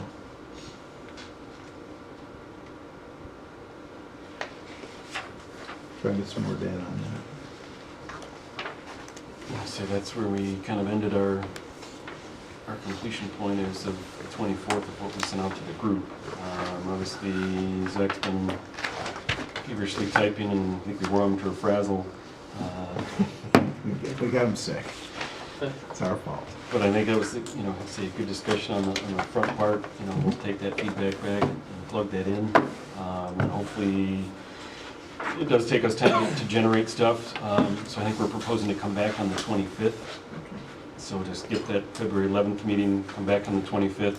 Again, we'll try to give you a little more lead time, get the document out to you so you've got it, you have a chance to read it, go through it, and then, obviously then that gives you more chance to give us valuable feedback at the meeting than sitting and reading through it, so. We also may have some guests coming in on the 25th. It's probably going to be the last couple that we have in terms of land use and, going through properties for potential rezoning. One is for rezoning. The other one is, hopefully, Fritz Odenbach wants to come in and give you an update as to what they've been doing with Shadow Lake and what their intent is for the property. Good. We thought it'd be good for you guys to hear that. So I met with him the other day, and I think he's coming in on the 25th as well. We'll certainly let you know that. Are they still suing the town? Yes. But it's kind of in abeyance right now. Nobody's taking any action. I had a comment that I wrote on a late page, but that actually, just one thing, kind of on behalf of Dan, who's absent, that probably, I think, should have been listed on page 20 with the strengths and weaknesses. And it kind of goes to sort of an infrastructure thing, but he made a very clear point the day we had the EMS people Emergency and, services. the other sort of emergency service people here, that with the abundance of senior living facilities, that ambulance service is currently stretched to its limits and will be really inadequate when this new place gets built. So I think under a weakness, we have to put something about So we need ambulance to, service. we need to expand that out a little bit more, because the other issue is we've got one, for Penfield the ambulance, they've got one garage that has 4 bays in it, Yep. and they're short a bay for an ambulance, but it's all in one location. So their response times get longer as they're having to travel further Right. distances. So it almost seems like it's worth a comment as a weakness. Yeah, that's what I'm there's saying, it's a not- weakness, right? Yeah, I think it's a weakness, but it's more than just the number of elderly people. It's the fact that we're all constrained in one spot, Mhm. and everything from the hardware or infrastructure that they use is in one location as opposed to potentially being split. When they were here, they were talking about looking for space in the 441 corridor, 'cause that's where the Mhm. majority of their calls, I think, were from. Isn't that what they were saying when they came in? Okay. Good comment. I had just a couple of questions also. One that if you guys could update us, back, it was actually October of 2018, so it was really a long time ago. Mike Gesellmeyer asked a question about Greenlight putting in fiber optic, and you told us at the time that RG&E would be running nitrogen lines along Shadow, removing nitrogen lines along Shadow Pines. And he said, well, wouldn't that be the perfect time to lay the fiber optic? It doesn't work that way, though. So it's not, they're not. First of all, the problem with Greenlight's a great product. I mean, Yeah. I'm praying to get it, but the problem is with Greenlight is. Just got mine installed on Monday. The problem with Greenlight is Making us they will jealous, not right? come to your neighborhood unless a certain percentage of your neighborhood says, we want it and we're signing up for it, and you give them your $50 and then they start designing for you. To just throw it into a ditch just because they're digging a ditch, I mean, this is a high-level project. No, I mean, I didn't know if there had been conversation because it was such a long time ago. Actually, the RG&E Jeff was here the other night. The RG&E gave an update as to what they're doing with circuits 759, circuit And I 740. said, did you ask them that? And he said, no. No, it's a whole different world. As a matter of fact, they probably would not even be allowed to go into Okay. RG&E's trench for what Okay. they're doing out there. They probably wouldn't want to do that. That's right. As I say, we do have Greenlight in 3 neighborhoods already, and Greenlight has It's coming. plans on several others. In conversation with them, they're just trying to spread it a little bit all over the county, so rather than just doing one community fully out, they're trying to do a little here, a little there, and try to. Their problem is their staff isn't big enough to do what really needs to be done in this county. A lot of our neighborhoods are underground lines as well, and that's a lot more difficult. It's a lot easier in my neighborhood where there's overhead transmission lines everywhere. They've been pulling lines all over. Because they wired the them all along the top and It's right to the easy. house. They did, But I'm glad you brought that he up. wired it to my house in like an Because hour. one of the things we're not even as concerned about Greenlight as we are something else that's going to happen, is this 5G. 5G. Yeah.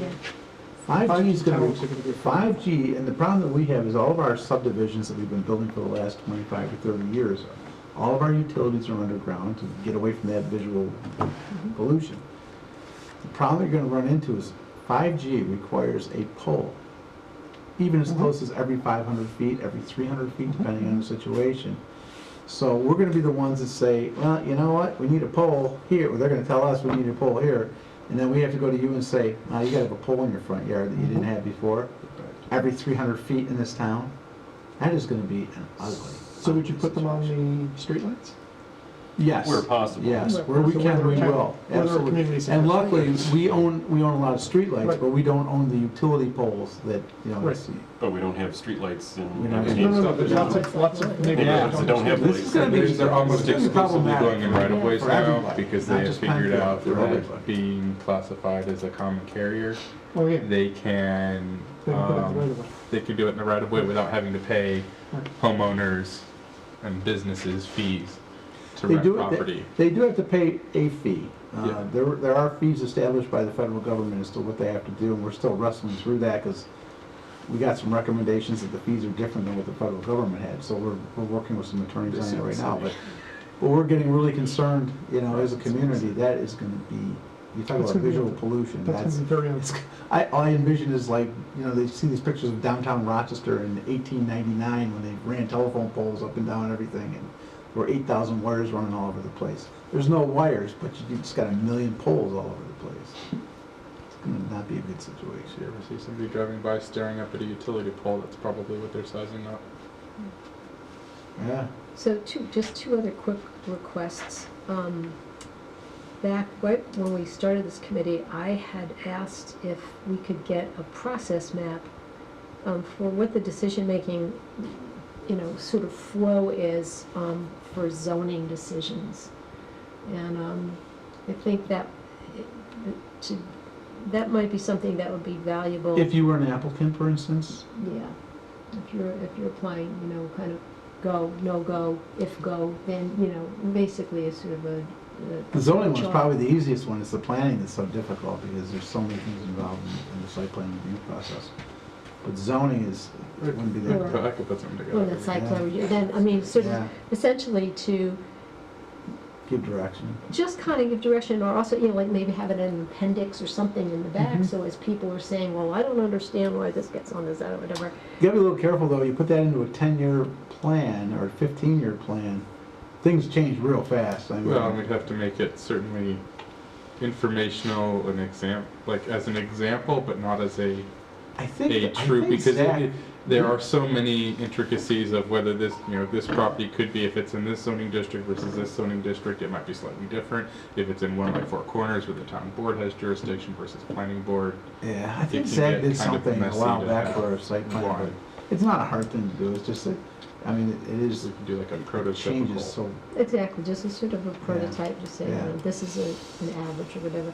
And the other thing, especially given that we're gonna have a sustainability section, as well as our other natural resources and land uses, and that we have a weakness section, is that if, for nothing other than the edification of all of us on this committee, I think we should have, and again, I asked for this sort of a while back, a list of what brownfields exist in Penfield. that we had in, Do we have that somewhere? yeah, that's on the map that you had for the confirmed and suspected waste sites. Yep.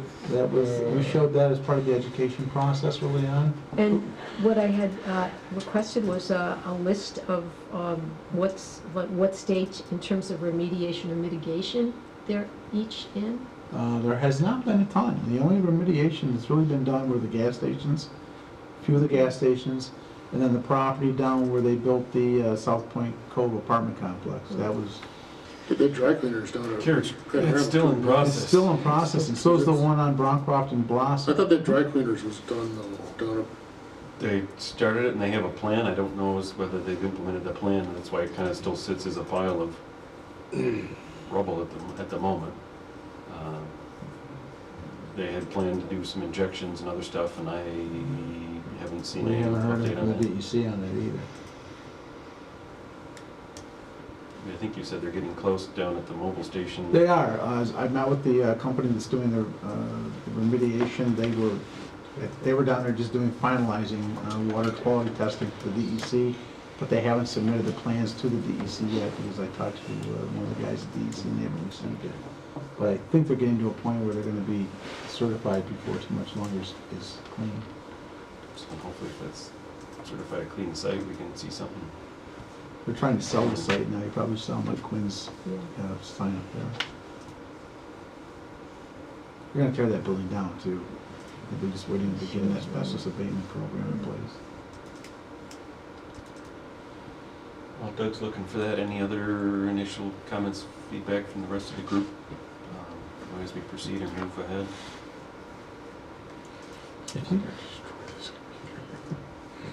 Our kudos to Zach for, Yeah, we locked him in his office for a week and he sickened them. we ran him into the ground, but he cranked out a lot of good stuff. Yeah, so, he's young, he'll come back.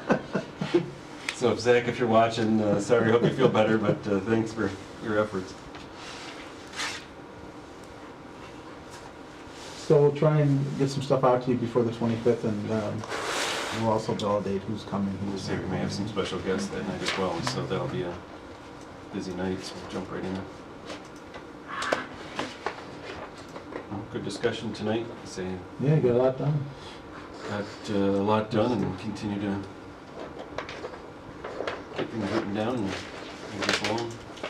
So no meeting on the 11th, but you're gonna meet quickly. Yes. You had that now. If things change it, we'll obviously let you know. I don't know where I have it in there. We'll find it. We know we have it. Yeah, It's we- somewhere on here, if I can't get it to you. Yeah, that map is generated by the Environmental Management Council in North County, and that's how we get our information. But I could go through that map with you once we pull it up and identify what's done and what isn't done. It's kind of interesting. Do you remember me telling you, when we were going through the education process, about how a lot of Empire Boulevard had a lot of coal Yes. cinder? Yeah. And I told you it was from the county, it was from the city. Some of it was from the city, but we just found out recently, a really interesting thing happened.